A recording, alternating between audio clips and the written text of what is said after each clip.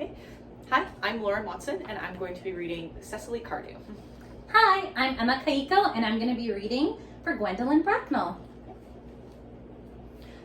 Pray, let me introduce myself to you. My name is Cecily Cardew. Cecily Cardew. What a very sweet name. Something tells me we're going to be great friends.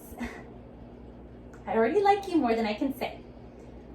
My first impressions of people are never wrong. How nice of you to like me so much, after we've known each other such a comparatively short time. I may call you Cecily, may I not? With pleasure. And you'll always call me Gwendolyn, won't you? If you wish. Then it is all quite settled, is it not? I hope so. Perhaps this might be a favorable opportunity for my mentioning who I am. My father is Lord Bracknell. You've never heard of Papa, I suppose? I don't think so. Outside the family circle, Papa, I am glad to say, is entirely unknown. I think it's quite as it should be. The home seems to be the proper sphere for a man, and certainly once a man begins to neglect his domestic duties, he becomes painfully effeminate, does he not? And I don't like that. It makes men so very attractive. Cecily, Mama, whose views on education are remarkably strict, has brought me up to be extremely short-sighted. It's part of her education system. So, do you mind me looking at you through my glasses? Oh, not at all, Gwendolyn. I am very fond of being looked at.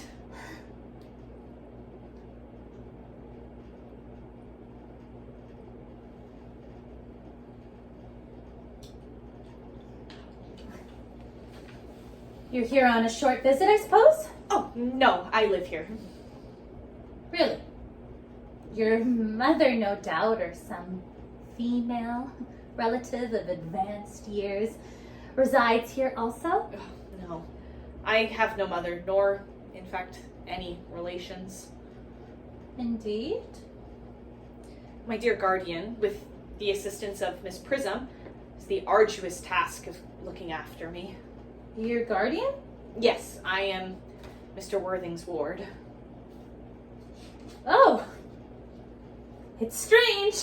He's never mentioned to me that he had a ward. How secretive of him. He grows more interestingly hourly. I'm not quite sure, however, that the news inspires me with feelings of unmixed delight. I'm very fond of you, Cecily. I've liked you ever since I met you. But I am bound to the state that now that I know you are Mr. Worthing's ward, I cannot help expressing a wish you were, well, a little older than you may seem to be. And not quite so alluring in appearance. In fact, if I may speak candidly... Pray do. I think that whenever one has anything unpleasant to say, one should always be quite candid. Well, to speak with perfect candor... Cecily, I wish that you were a full 42 and more than usually plain for your age. Ernest has a strong, upright nature. He is the very soul of truth and honor. Disloyalty would be impossible to him as deception. But even the men of noblest possible moral character are extremely susceptible to the influence of the physical charms of others. Modern, no less than ancient history, supplies us with the most painful examples of what I refer to. If it were not so Indeed, history would be quite unreadable. I beg your pardon, Gwendolyn. Did you say Ernest? Yes. Oh, but it is not Mr. Ernest Worthing who is my guardian. It is his brother, his elder brother. Ernest never mentioned to me that he had a brother. I am sorry to say they have not been on good terms for a long time. That accounts for it. And now that I think of it, I've never heard any man mention his brother. The subject seems distasteful to most men. Cecily, you've lifted a load from my mind. I was growing almost anxious. It would have been terrible if any cloud would come across a friendship like ours, would it not?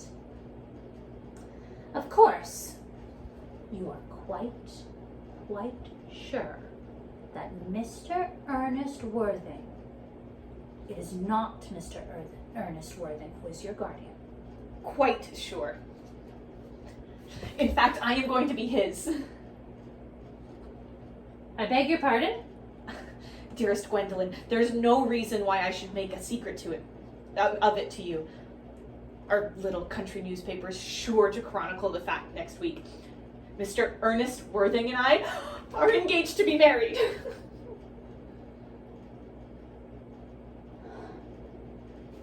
My darling Cicely, I think there must be some slight error. Mr. Ernest Worthing is engaged to me. The announcement will appear in the Morning Post on Saturday at the latest. I am afraid you must be under some misconception. Ernest proposed to me 10 minutes ago.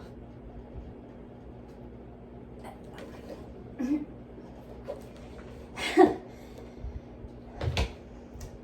is certainly very curious, for he asked me to be his wife yesterday afternoon at 5:30. If you care to verify the incident, pray do so.